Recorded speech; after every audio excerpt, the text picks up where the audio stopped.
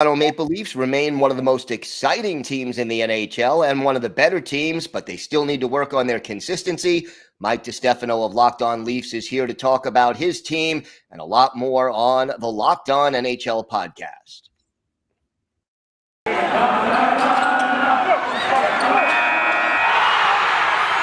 You're Locked On NHL, your daily podcast on the National Hockey League. Part of the Locked On Podcast Network. Your team every day.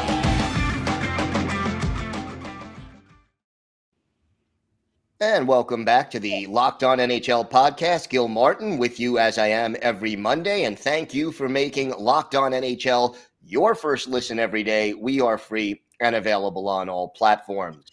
Right now, it's my pleasure to welcome in Mike Distefano of Locked On Leafs to talk a little Maple Leafs hockey. Mike, how you doing today? I'm doing all right. How are you doing today? Doing well. And I think you have to be happy with your team's victory over my New York Islanders on Saturday evening. A nice performance. And just Saturday. Yeah, Saturday was a good day, right? Saturday was a good day for myself because not only, did the Maple Leafs get the victory, but then also so did the Bengals, who I was backing in the NFL playoffs, as did the Niners, who I was backing in the NFL playoffs. Sunday, bit of a different situation for myself. I was on Tampa Bay and Brady. They go ahead and they lose the game. And then the Buffalo Bills, I thought they had it. What a game that was. I can only hope that we can expect to see that much excitement in the playoffs this year for hockey, because that may have been one of the greatest sporting events that I have ever witnessed in my life. The Bills Chiefs game that we just saw last night. Definitely an outstanding game and took your breath away. The lead changing hands so many times in the last 4 or 5 minutes of that game, and then in last overtime. 2 minutes. Yeah. 13 seconds left, and Mahomes gets the tying field goal. So unbelievable performance right there by both the Chiefs and the Bills, quite honestly. So an all-time great game. As for the Leafs, your biggest takeaway from Saturday's game? Yeah, I thought that the Leafs played a lot better.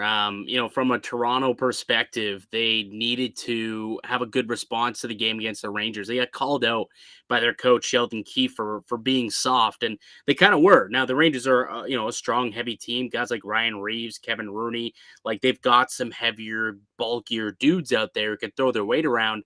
And the Maple Leafs were fairly shorthanded. Jake Muzzin, probably their most aggressive player, their biggest, strongest player. Like he was out. Justin Hall, another guy who was out that game. So they had to kind of push up a couple of young defensemen into the second pair role, and they kind of cratered under that pressure. I felt that they actually responded and played a lot better in the game against the Islanders. The whole team, it was just a massive response. The biggest, question mark going into it was, okay, if they establish a lead, can they hold on to it? Because for the previous 5 games, Toronto had squandered a 2-goal lead. So they were up 3-1 in 4 of the last 5 games and squandered it and either went into overtime or lost that game. So when they went up 3-1 against the Islanders here, Leaf fans were kind of squirming and they're like, oh no, here we go again. 3-1. Awesome. But no, the Maple Leafs, I think they learned from their mistakes over the last couple of games, I guess you could say. There's a little bit more effort, a little bit more heart in the third period. They locked it down. Peter Mrazek, I felt, had a pretty good game himself. Definitely his best game as a Maple Leaf, I would say. And were able to come away with the 2 points and kind of give themselves a little bit more confidence going forward after a tough road trip. It was a good way for them to end that road trip. I'll say that. John Tavares still not very popular with Islander fans. Your thoughts about them booing him when he touches the puck and their reaction to him? Look, I got it the first year, maybe even the second year, and maybe the first outing, like earlier in the season when they were there in, what was it, the second game at the new arena. But at this point, like, when are you going to get over it? Like, one of the Islanders fans going to get over it. I get it. He left, and all power to you. Boo him. He deserved to be booed a little bit, I suppose, when he first got back. But we're now, this is what, 3-4 years now? Like, at some point, you just got to move on. And the Islanders have had far more success without him than the Maple Leafs have. So, I mean, it's not in like you left them and the team went into the gutter, they got better. What are they booing for? They should be thanking him for allowing them to go out, not have to spend $11 million against their cap, and try and beef up the team around them to allow them to get through into the second in conference finals a couple of years ago. Stop it, Islanders fans. Be thankful that Johnny T left you and didn't stick y'all with the $11 million cap hit. Let's talk a little bit about goaltending. I mean, you mentioned Peter Mrazek, but Jack Campbell has been outstanding for the Maple Leafs this year. What has his play this year meant for the team? Oh, it's been everything. It's slipped a little bit of late, like with these blown leads. He's part of the equation there, obviously, but the first 2 months of the season, he was arguably the best goalie in the league. And when you've got good goaltending, that's going to go a long way. Any team. It was funny. I was chatting with Jamie McLennan of TSN's Overdrive, former NHL goaltender, and he said that the NHL should be called a goalie because essentially, if your goalie's in one and your goalie's on one that night, there's a good chance you'll win it. And Jack Campbell, the first couple of months of the season, he was spectacular. He was winning games left, right, and center. Plays slipped off a little bit of late, but I think Leafs Nation hoping that this is just a funk due to the fact that he's never played this much hockey ever in his NHL career.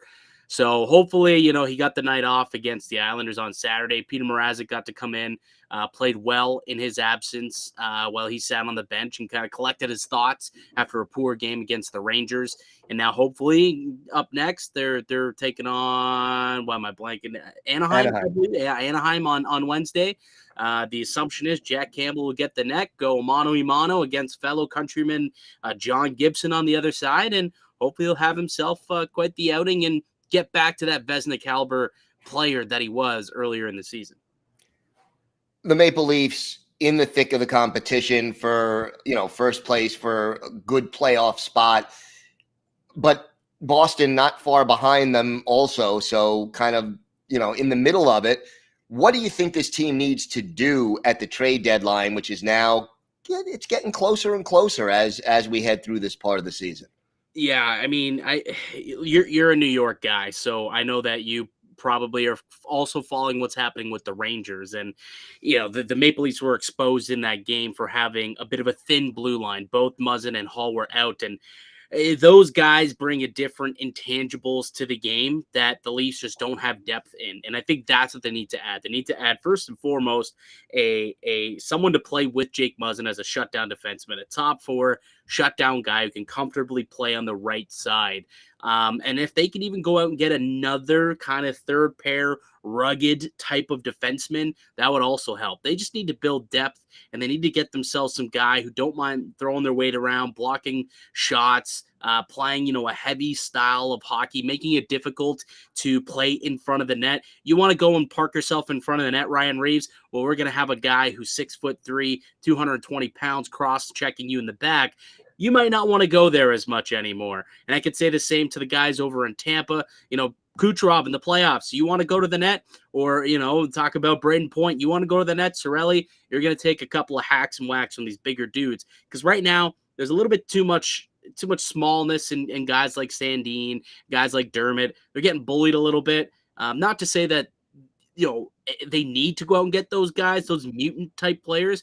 But for sure, I think depth on the blue line and a top four defenseman specifically to come up and play with Jake Muzzin, because Justin Hall, it hasn't quite been the player that he was last season. That pairing, Muzzin hasn't been either. That pairing has not been great.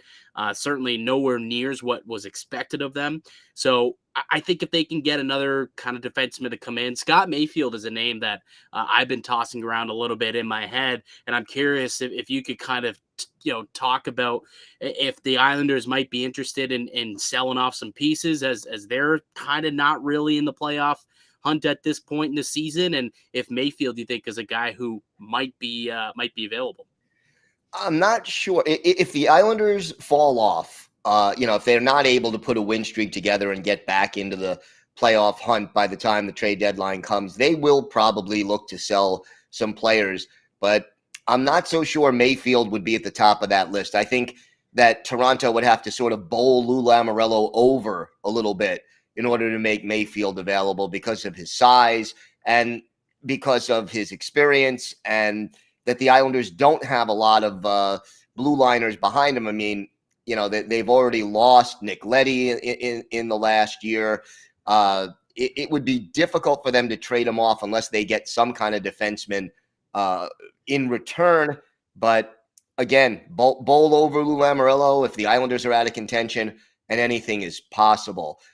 Wanted to ask you also, everyone talks about Austin Matthews and Nylander and Tavares and Morgan Riley, a couple of veterans who give this team some depth, Jason Spezza, Wayne Simmons. What do they add to this team at this stage in their careers? Lately it hasn't been a whole lot, to be honest with you. They have not played well as of late, but typically those are guys who I think on the bench, in the locker room, like those are the type of intangibles that they bring, and they hold their own to a certain extent. It really depends on who that third guy is with them. In the past, when Pierre Engvall's with them and it's a guy who's got a little bit of speed, involved in his game, usually that line does okay. But when it's been like Nick Ritchie or Kyle Clifford and it's three kind of slow, oldish dudes, that they typically don't play well, especially in their own zone. So, but what I think they still bring is depth first and foremost, and just like the veteran leadership. I think off the ice as well, and on the bench. It was Wayne Simmons who kind of turned the Maple Leafs season around, who ripped into this team back in October. It was a game against the Chicago Blackhawks. After the first intermission, he just completely ripped into this team, and since then they ended up going on like a 20-4 run. After starting the season off like below 500, and they were about a week away from selling off, and Keefe was getting fired, Dubas was on the hot seat, but it was the veteranness of Jason Spezza and of Wayne Simmons to kind of turn that thing around. I don't think these guys, you're going to expect for them to contribute a whole lot offensively, but what they can do is they can kind of get the mindset right for these young guys and these young stars in Nylander, Matthews, Marner, etc.